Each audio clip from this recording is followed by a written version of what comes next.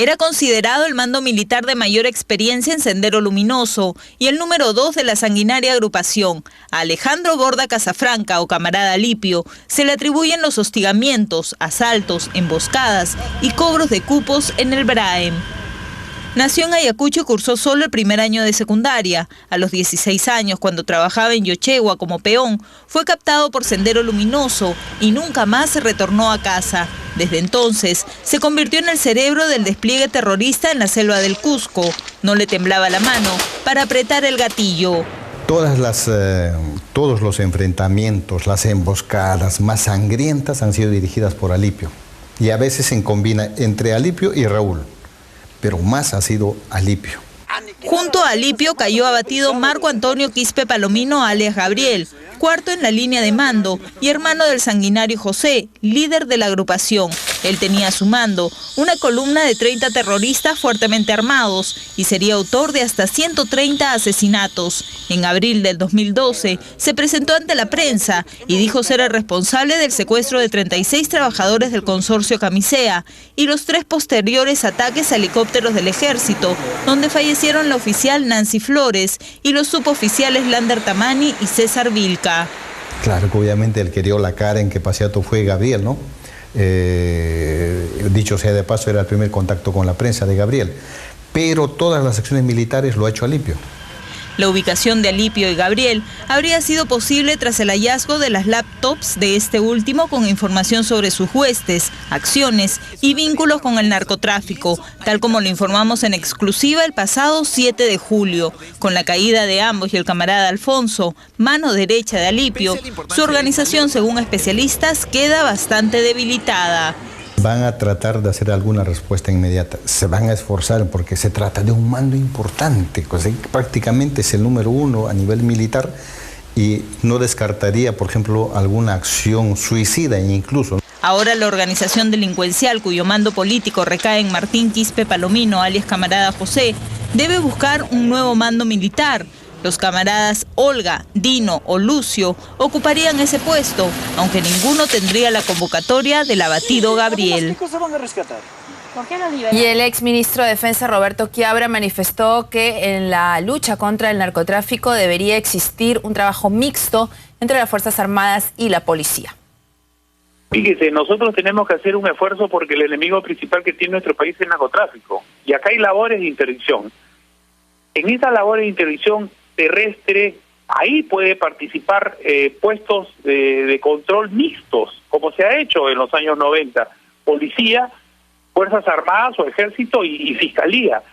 No tenemos interdicción aérea porque Estados Unidos no apoya al Perú. Hoy día nuevamente estamos volviendo a recordar los ingresos de las avionetas, antes eran procedentes de Colombia, hoy de Bolivia, nuevamente se vuelve a hablar de pista de aterrizaje clandestina, y nos falta esa interdicción aérea. Y tenemos la interdicción fluvial que la hace la Fuerza Marina. Entonces, yo creo que falta esa mayor participación de la presencia social del Estado para que estos éxitos militares, con la eliminación, sacada de serie de los mandos militares, tenga una consolidación y un éxito más importante. Y el congresista Carlos Tubino consideró que tras la muerte de los mandos terroristas en el BRAEM, los miembros del ejército deberían participar en la lucha contra el narcotráfico. Esta operación de control territorial es ese despliegue que tiene que haber en la zona de bases contraterroristas, que ellos también van a ser ojos y oídos para que personal especializado dé los golpes que se hacen con operaciones puntuales. Pero aparte de eso, hay que luchar con operaciones contra el narcotráfico.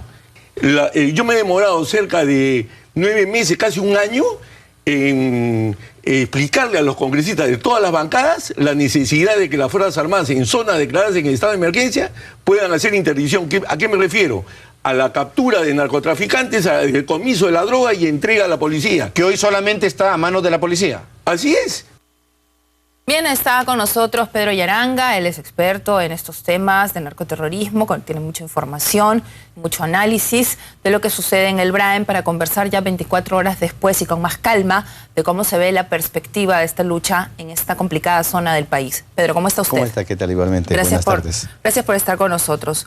Bueno, ya han pasado las horas Y ya creo que ha quedado claro, Pedro, que esto no es, no sé si es el comienzo del fin o solamente un duro golpe. ¿Cómo lo ve usted? Yo diría un paso importante en esta lucha contra el terrorismo, contra el narcoterrorismo, que es la denominación más usual en estas épocas, ¿no? Sin embargo, creo que no hay que bajar la guardia, no hay que hablar de fiestas, porque si nosotros empezamos a festejar con fiestas, al enemigo le damos oportunidad para que continúe preparándose, para que continúe entrenando. Lo que hay que hacer es incentivar a este mismo grupo para que continúe trabajando. Ahora, también ese lenguaje un poco triunfalista impacta directamente, creo que es algo que no se ha comentado mucho, sobre unas huestes que, tengo entendido, son como 600 o 700 personas. ¿Es esto correcto? Bueno, yo tengo a veces problemas para hablar de números, ¿no? Porque exactamente no se sabe cuántos hay dentro de la organización, pero supongo que es cercana, por ejemplo, a 500 más o menos, incluido a los niños, las masas cautivas que todavía continúan. Pero no es poco, ¿no? No es poco, es decir, solamente estamos hablando de 2 mandos más uno que es jefe de seguridad, pero todavía queda el conjunto. Entonces, si bajamos la guardia, empezamos a festejar, entonces estos lo que van a hacer es recomponerse nuevamente. Obviamente que la recomposición siempre tiene un tiempo, pero luego tienden a fortalecerse. Es decir, en el camino pueden surgir más Alipios y más Gabriel. ¿Están en capacidad de tener este tipo de mandos? Yo estaba leyendo que en el caso de los Quispe Palomino, ellos tienen una larga data como parte del grupo terrorista. El padre era fundador de Sendero Luminoso, ellos eran de Sendero Luminoso siempre. Y Gabriel. Tanto José como Raúl vienen a ser integrantes de la primera escuela militar, ¿no? Exacto. O sea, el papá fue un militante antiguo, y Gabriel promotor de la escuela militar junto con Abimael Guzmán. Claro. Era su preferido. Fíjese ese antecedente, y el de Gabriel, que era el mando militar, tengo entendido, por excelencia en este grupo, un chico captado también, que había sido contratado como peón, ambos cusqueños. Entonces, ese perfil, no solamente físico, sino psicológico, ¿se puede conseguir ahora entre los que quedan? Todavía hay, porque la gran cantidad de los que están actualmente integrando las columnas son jóvenes muchachos que han nacido en el fragor de la guerra, nacieron en el monte, son hijos de los mandos, hijos de las masas cautivas y también hijos de los combatientes. Entonces, eso es un poco difícil a veces combatir, por eso es que hay que tomar mucho en cuenta. La única forma de combatir a este grupo es utilizando métodos no convencionales, o sea, los métodos que utilizan ellos, que son los métodos que están aplicando este grupo especializado, ¿no? Ahora, ¿qué es lo que aprenden estos jóvenes? Pedro, si usted nos puede aclarar, porque tenemos entendido que es una banda que se dedica mucho al narcotráfico.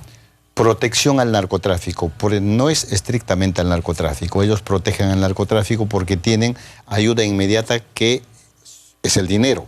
Porque de lo contrario, si es que ellos no tuvieran relación con el narcotráfico, estuvieran secuestrando personas, haciendo incursiones armadas contra pequeñas propiedades, pidiendo cupos a los mismos campesinos, llevándose consigo los animales de los campesinos como lo hacían antes.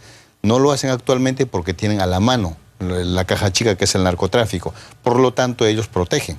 Desde su perspectiva, ¿qué porcentaje de ideología hay en todo esto? En ideología ellos tienen, pero no tienen en la capacidad que tenían pues, los líderes antiguos, los que están en las cárceles, ¿no? Pero militarmente tenemos 33 años de experiencia. En la época, por ejemplo, cuando se inicia la primera acción armada en Chusi, ellos tenían 3 o 4 escopetas oxidadas. Actualmente tienen Galil, tienen armas letales para derribar helicópteros y están en condiciones de hacer acciones armadas mucho más fuertes. ¿Cuál es la capacidad operativa de recomposición que usted concede en este momento a este grupo? Va a llevar tiempo de todas maneras, ¿no? No hay que olvidarnos que después de la caída de Abimael Guzmán costó un determinado tiempo para recomponer, que era con Feliciano. Pero después de la caída de Feliciano igualmente se pensó, o sea, cantamos victoria ahí, festejamos, bailamos, ¿no? Porque Sendero había terminado. Falso, ¿no? Porque en el 2005 nuevamente este grupo empieza con las acciones militares en la selva de Ayacucho, desde ahí hasta ahora han continuado. Pero en las acciones más sangrientas desde el 2005 a la fecha siempre ha tenido participación Alipio, que era el especialista militar. Entonces, obviamente, reemplazar de noche a la mañana con la calidad que tiene Alipio va a ser difícil, Esa parte pero no es imposible, ¿ah? No Bien. imposible. Vamos un momento con Jesús Reyes. Jesús, adelante. Sí, Ana, ¿cómo está? Buenas tardes. Precisos instantes en que los representantes de la Federación Médica llegan aquí para firmar un acta con los pacientes por el buen trato. Vamos a conversar con el doctor Palomino. Doctor, ¿cómo está? Estamos en vivo para TV Más. Cuéntenos, ustedes han venido acá para firmar un acta en donde se comprometen a una buena atención a los pacientes. Así es. Más que el Ejecutivo, más que las reivindicaciones propias del gremio, el sentido de nuestra profesión son nuestros pacientes y con ellos son los que nos vamos a comprometer. Ok, doctor, primero entramos, firmamos el acta y luego conversamos con mayor tranquilidad. Ok, gracias. Bien, Ana, en estos instantes está ingresando el presidente de la Federación con algunas autoridades de la Federación Médica Peruana para firmar este acta con los pacientes por el buen trato. Vamos a volver más adelante con mayores detalles, Ana. Muchas gracias. Nos sabe mal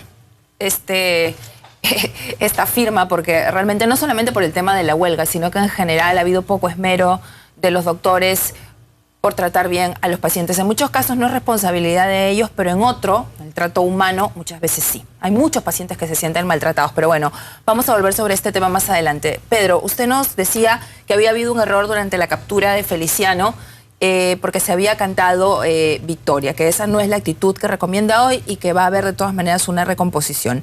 Quería preguntarle ahora por detalles concretos de esta operación.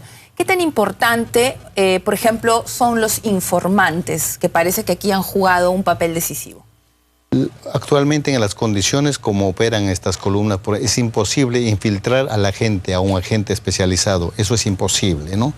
Porque ellos ya han tomado todas las precauciones del caso, incluso acudir a algún campesino para que el campesino recogiera alguna información valiosa, eso es imposible, porque desconfían de todos.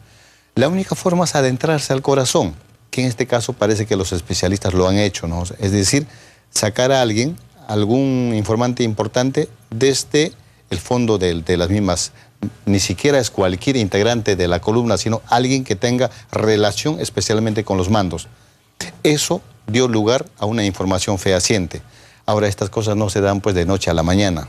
Claro. Hay que estar siempre día y noche al tanto. Claro, en este operativo uno de los papeles ha sido de los informantes. El otro que le quería comentar era el papel de las interceptaciones telefónicas. Máxime cuando creo que ha habido algunos atentados a torres de teléfonos. Eso más o menos ha sido en febrero, después del operativo del Ocaso Rojo en el río Pichis, en las alturas de Vizcatán. Pero desde ahí a la fecha ellos prácticamente han descartado los celulares. O sea, bajo la siguiente suposición, por eso es que atentaron también contra algunas torres, que ellos los podrían haber ubicado por la señal de los celulares. Incluso extraían en partes las baterías para que el celular no se convierta en micrófono, ¿no? Pero de ahí a la fecha prácticamente ellos dejaron de comunicarse con celulares. Actualmente se comunican más por radio. Pero la radio es mucho más fácil para interceptar. Pero ¿por qué no se puede seguir de cerca todo lo que ellos conversan? Porque utilizan un lenguaje especial. Entonces es bastante difícil. Entonces los especialistas tienen que estar día a día, no solo para interceptar informaciones, sino para leer y aprender los mismos códigos que utilizan y que cambian día tras día. Ahora, estaba viendo que la presencia de Alipio era la que estaban siguiendo, pero que apareció Gabriel. ¿Es esta versión correcta?